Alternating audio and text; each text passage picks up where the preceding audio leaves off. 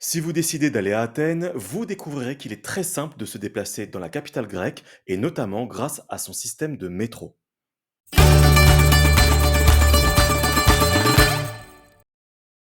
Yassas Seolus, je suis Stan Volk et bienvenue sur Hellenikos Cosmos.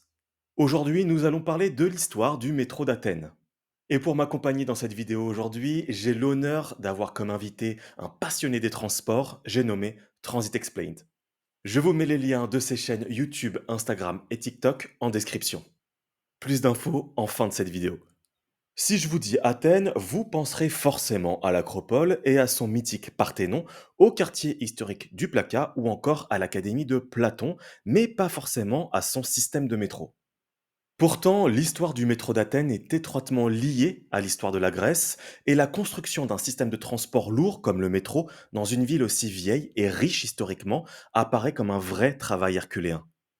L'histoire du métro d'Athènes commence en 1867, soit seulement 38 ans après l'indépendance de la Grèce et 33 ans après qu'Athènes soit finalement choisie pour devenir la capitale du jeune royaume, avec le début de la construction du premier chemin de fer de Grèce. La première ligne de la ville, qui ne comporte alors qu'environ 44 000 habitants, ouvre en 1869 et relie alors Thessio, un quartier d'Athènes situé au nord-ouest de l'Acropole, au Pirée, qui joue le rôle de port de la ville depuis l'Antiquité. Alors on ne parle pas encore de métropolitain, puisque cette ligne n'est pas souterraine, ne comporte qu'une seule voie et n'a aucune gare intermédiaire. En 1882, deux gares sont ajoutées à la ligne, tandis que la capitale continue de se développer et de s'agrandir.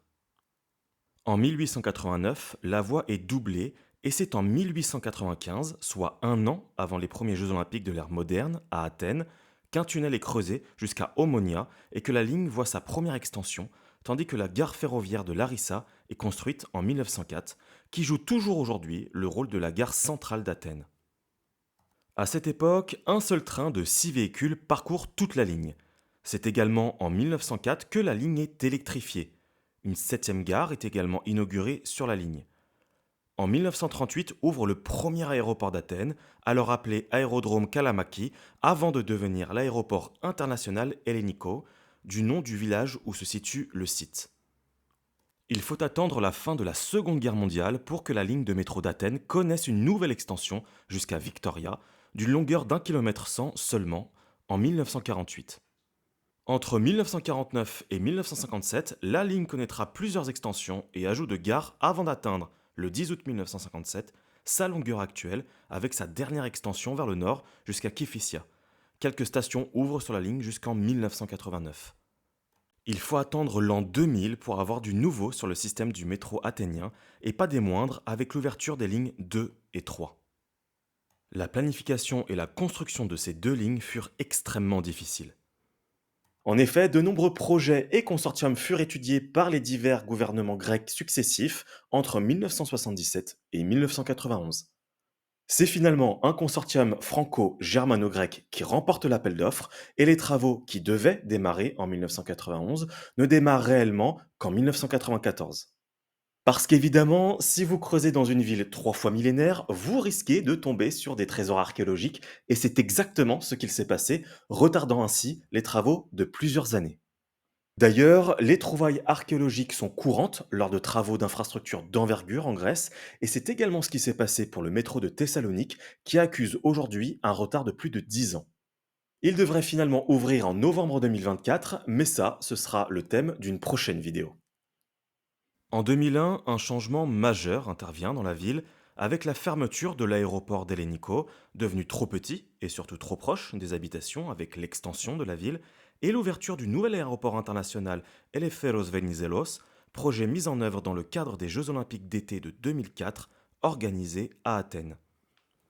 En 2002, la ligne 2 voit son extension au nord ainsi que la ligne 3 avec son extension vers l'ouest jusqu'à Monastiraki, place centrale d'Athènes. D'ailleurs, les Jeux olympiques apportent également une évolution majeure dans l'infrastructure des transports, avec l'extension de la ligne 3 jusqu'au nouvel aéroport en 2004 et la création d'un train de banlieue appelé Proastiakos, entre l'aéroport et la gare ferroviaire de Larissa. Alors, petite précision, je suis désolé, non, je ne change pas de t-shirt et de vêtements à chaque plan séquence, c'est juste que lors du premier enregistrement, l'audio ne s'est pas effectué correctement, j'ai donc dû retourner cette séquence. Allez, tout de suite, on retourne à la vidéo. Alors le Proastiakos, ça correspond en gros à nos RER à Paris, sauf que ces trains de banlieue ne sont pas spécifiquement réservés qu'à la capitale, et d'autres villes peuvent en bénéficier, même si parfois elles ne disposent pas d'un réseau de métropolitains.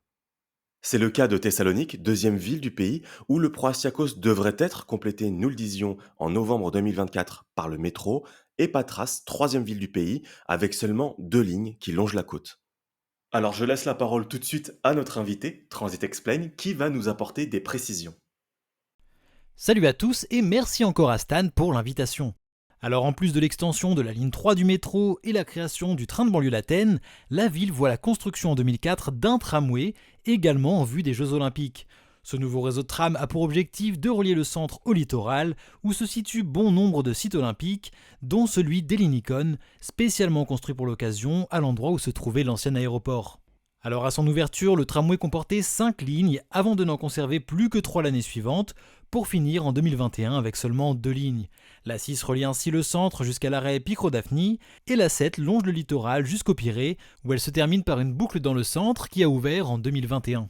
En ce qui concerne le matériel roulant, le réseau de tramway peut compter sur les rames Sirio d'Ansaldo Breda, matériel présent depuis la création du réseau, et les rames Citadis d'Alstom qui sont entrées en service à partir de 2020. En 2005, le Proastiakos est prolongé vers l'ouest et de nouvelles gares sont ajoutées, ainsi que sur la ligne 3 en 2006. En 2007, la ligne 3 est prolongée de nouveau vers l'ouest, tandis que le Proastiakos est également prolongé vers le sud jusqu'au port du Pirée, permettant ainsi de relier directement l'aéroport international, la gare centrale et le port du Pirée. Alors malgré la crise économique qui touche très durement le pays à partir de 2008, le réseau athénien continue d'évoluer, même si on constate évidemment un certain ralentissement. En 2009, trois nouvelles stations sont ouvertes sur la ligne 3, tandis que le Proastiakos est prolongé vers le nord et de nouvelles gares sont de nouveau créées sur la ligne 3 en 2010.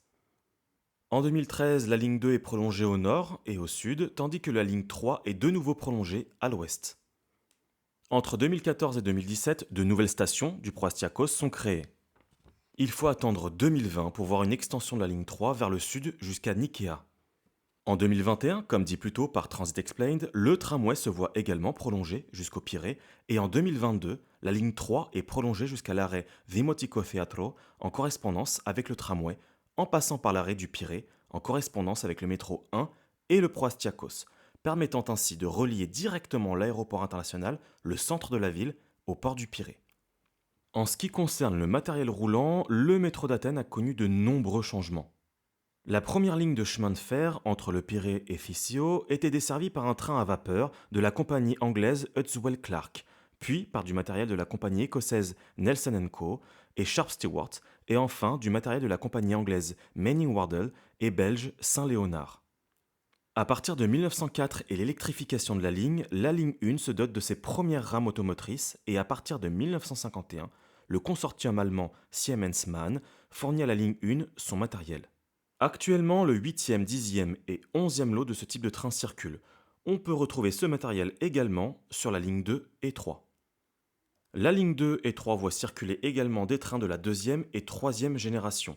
Le premier matériel, introduit à partir de 2003, est né du consortium sud-coréen germano-japonais Hanwha Rotem Mitsubishi Vapor Knorr-Bremse, tandis que la troisième génération est née du consortium germano-sud-coréen Hyundai Rotem Siemens Mobility. Voilà à quoi ressemble le système de transport athénien à l'heure où cette vidéo est enregistrée. Alors depuis que la Grèce a renoué avec la croissance et la reprise économique du pays, les investissements sont toujours plus nombreux en Grèce et particulièrement à Athènes, changeant radicalement et rapidement le visage de la ville. Et comme pour beaucoup de métropoles dans le monde, Athènes a de grands projets pour ses transports et c'est ce qu'on va voir tout de suite. D'abord, l'extension de la ligne 2 vers le sud jusqu'à l'arrêt Glyfada en correspondance avec le tramway, mais aussi l'extension de la ligne 1 vers le nord, ligne qui n'a pas bougé depuis 1957, mais également la création d'un embranchement entre l'arrêt Petralona et Fissio afin d'atteindre la fondation Stavros Niarchos. Enfin, le prolongement de la ligne 2 vers le nord. Mais le plus gros projet du métro d'Athènes reste la création de la ligne 4 afin de relier les principaux sites touristiques et économiques de la ville, dont le stade olympique. Le début des travaux a démarré en août 2021 et la livraison devrait être faite en 2029 ou 2030 si, bien sûr, aucune découverte archéologique n'est faite d'ici là, ce qui semble être peu probable. Concernant le matériel prévu sur cette ligne, c'est le constructeur français Alstom qui a été choisi et qui devrait livrer pour la ligne du matériel provenant de leur gamme Metropolis qui circule déjà dans 22 villes à travers le monde et commandé pour 18 futurs projets, dont la ligne 4 du métro d'Athènes, mais aussi les futurs métros 15, 16, 17 et 18 du Grand Paris Express, le remplacement du matériel actuel de la ligne 1 du métro de Lille, du métro C de Toulouse ou encore du matériel actuel du métro de Marseille. Alors comme promis en début de vidéo, je donne tout de suite la parole à notre invité Transit Explained. Si cette vidéo de Stan sur les transports athéniens vous a plu, et si les transports en commun vous intéressent de manière générale, je vous invite à aller voir ma chaîne YouTube et mes comptes Instagram et TikTok. J'y poste du contenu similaire à cette vidéo sur des transports et des villes de partout dans le monde. Vous trouverez les liens vers mes différents réseaux en description de cette vidéo. Bon, moi je vous laisse là, je repasse la parole à Stan, que je remercie encore une fois pour l'invitation. Merci beaucoup Transit Explained d'avoir accepté cette invitation. Vous retrouverez tous les liens de ces chaînes YouTube, Instagram et TikTok en description de cette vidéo. Voilà pour ce petit tour de l'histoire du métro d'Athènes. Si vous avez aimé cette vidéo, n'hésitez pas à laisser un j'aime, à vous abonner et à activer les notifications pour être sûr de ne manquer aucune prochaine vidéo. C'était Stan Volk, merci d'avoir regardé jusqu'au bout. Sur ce, Nastekala.